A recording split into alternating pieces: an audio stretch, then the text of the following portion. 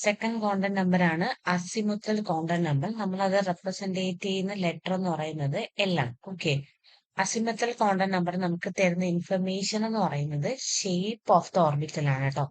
നമ്മൾ ആദ്യത്തെ ക്ലാസ്സിൽ പഠിച്ചാണ് principal quantum number. Principal quantum number ഏത് എനർജി ലെവൽ ആണെന്നാണ് പറഞ്ഞിരുന്നെങ്കിൽ അസിമുത്തൽ കോണ്ടന്റ് നമ്പർ നമുക്ക് തരുന്ന ഇൻഫർമേഷൻ അതിന്റെ ഷേപ്പ് ആണ്.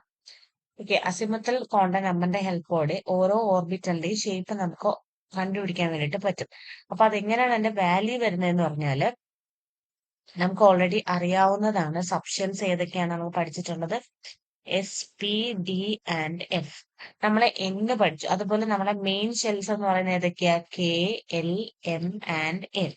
First shell K, second shell L, third shell M and fourth shell N അല്ലെ. നമ്മളെ കെയില് എത്ര ഷെൽസ്, എത്ര സബ് ഷെൽസ് വരുന്നുണ്ട്? എസ്. എല്ലിൽ എത്ര സബ് ഷെൽസ് വരുന്നുണ്ട്? S and P.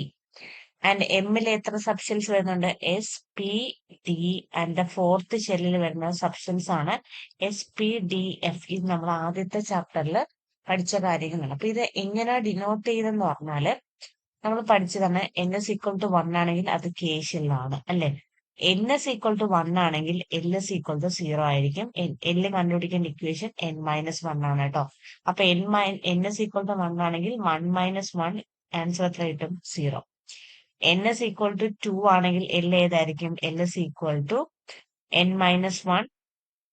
രണ്ട് ഷെൽസ് വരും. ഏതൊക്കെയാ? 0 and 1. N S equal to 3 ആണെങ്കിൽ എൽ വരുന്നത് 0, 1 and 2. Okay, and N S equal to 4 ആണെങ്കിൽ എൽ വരുന്നത് 0, 1, 2 ആൻഡ് 3. ഇങ്ങനെ ആയിരിക്കും വരിക. ഇതിനനുസരിച്ച് നമുക്ക് നമ്പർ ഏത് ഷെൽസ് ആണെന്ന് വരും. 0 ആണെങ്കിൽ അത് എസ് സബ് ഷെല്ലാണ്. 0യും 1ഉം വരാണെങ്കിൽ അതിൽ ഏതൊക്കെ സബ് ഷെൽസ് വരും? S and P sub shells വരും. 0, 1, 2 വരാണെങ്കിൽ S, P, D sub shells വരും.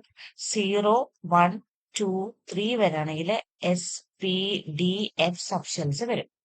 ഓക്കെ, അപ്പൊ ഇങ്ങനെ പഠിക്കുക. നമ്മള് അസിമുത്തൽ കോണ്ടന്റ് നമ്പർ ഡിനോട്ട് ചെയ്യുന്ന ലെറ്റർ സ്മോൾ ലെറ്റർ എൽ ആണ്.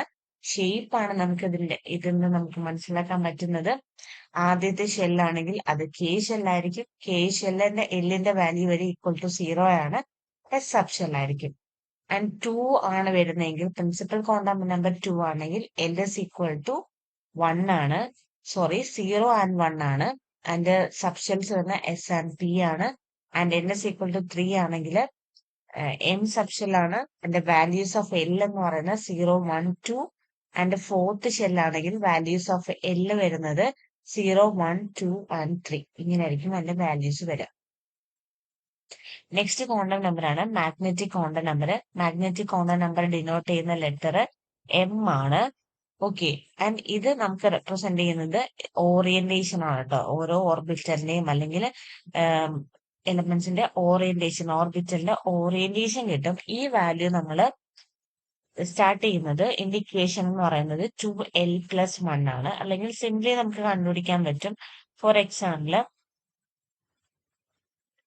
Magnetic content number L is equal to 1 ആണെങ്കിൽ നമ്മുടെ മാഗ്നറ്റിക് കോണ്ടന്റ് നമ്പറിന് 3 വാല്യൂസ് ആണ് കേട്ടോ. 3 values. M S equal to 1 ആണെങ്കിൽ എൽ വാല്യൂ വെച്ചിട്ടാണ് കണ്ടുപിടിക്കുക. അതായത് ഇക്വേഷൻ വരുന്നത് 2l+1 ആണ് കണ്ടുപിടിക്കേണ്ടത്. അപ്പോൾ എൽ എസ് ഈക്വൽ ടു 0 ആണെങ്കിൽ നമ്മൾ ഇവിടെ എങ്ങനെ വരും? 2 × 0+1. അപ്പൊ എമ്മിന്റെ വാല്യൂ എത്ര വരിക? 1. ഓക്കെ, അപ്പൊ ഇത് എസ് ഓർബിറ്റലും ആയിരിക്കും, 1 ഓറിയന്റേഷനും ആയിരിക്കും. If L S equal to 1 ആയിരുന്നെങ്കിൽ ഇക്വേഷൻ എങ്ങനെ വരും? 2 × 1+1. നമുക്ക് ആൻസർ എത്ര കിട്ടും? 2+1 = 3. 3 ആണ് വരുന്നതെങ്കിൽ 3 ഓറിയന്റേഷൻസ് വരും. പി ഓർബിറ്റലായിരിക്കും വരിക. എൽ എസ് ഈക്വൽ ടു 2 ആണെങ്കിലോ? എൽ എസ് ഈക്വൽ ടു 2 ആണെങ്കിൽ നമുക്ക് എങ്ങനെ ചെയ്യാൻ പറ്റും? 2l+1 ആണ് ഇക്വേഷൻ. 2 × 2+1, 4+1 = 5 ആണ്. ഡി ഓർബിറ്റൽസ് ആണ് വരിക. ഓക്കെ, എസ് ആണെങ്കിൽ 1 ഓറിയന്റേഷൻ, പി ആണെങ്കിൽ 3 ഓറിയന്റേഷൻ, ഡി ആണെങ്കിൽ 5 ഓറിയന്റേഷൻസ് ആണ് വരിക. ഓക്കെ, അപ്പൊ ഇതാണ് നമുക്ക് മാഗ്നറ്റിക് കോണ്ടന്റ് തരുന്ന ഇൻഫർമേഷൻസ്.